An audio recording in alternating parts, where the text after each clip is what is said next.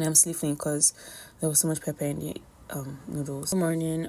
My table is a mess and I'm not looking my best, but I did want to share something with you and I need you to listen for 30 seconds. This is what my plate looks like because I decided I was done eating. As you can see there, I have like vegetables in there.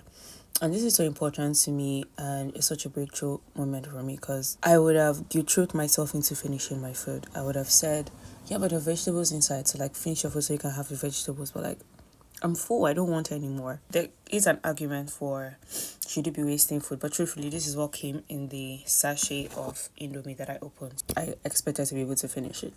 But anyway, what I'm saying is that when you begin the journey of trusting yourself, for example, let me use a very specific example of intuitive eating.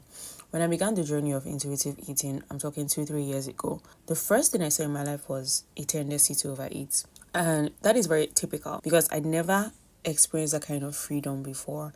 And what your body tends to do in that time is it wants to test the boundaries. I'm going to do the most. I'm going to see if she really means it. There have been seasons where I've tried to slip back into restrictive eating, but I always just came back to I want to be able to control what I eat without having like all this. So I had to go help my mom bring in her laundry. And I did consider like wearing a little makeup or at least doing my edges. I was like, that's ridiculous. You already done half of the video in this state. Might as well completely. My point essentially is that when you begin the journey of trusting yourself and treating yourself without judgment, it will feel like suddenly you want to do the most ridiculous things.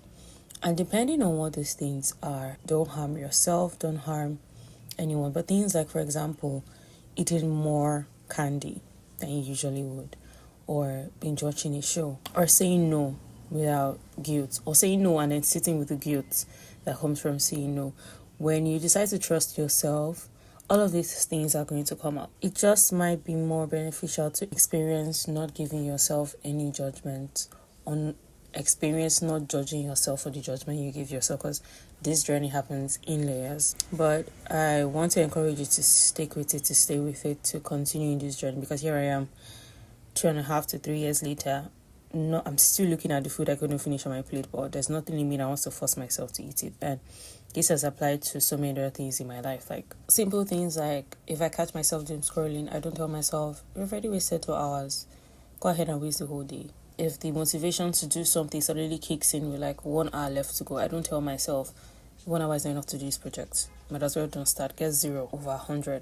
I don't try to make bad things I've already done worse. I don't try to, if I've done something terrible 50%, I don't try to make it 100 so that at least I know that I've done something terrible, which is a ridiculous thing, but this is how I used to live my life. Doing away with your self-judgment is a very critical part of self-improvement. You're going to have to give yourself grace and more grace, and it might feel like the easy way out to just constantly forgive yourself and move forward and go to the next thing. It might seem like the easy way out. You may feel like enforcing guilt and shame are the ways to discipline yourself, but it just puts you in a cycle. And I don't have to explain this to you because you have experienced most of your life living with guilt and shame and using them as tools for self-discipline, not actual consequences for your actions.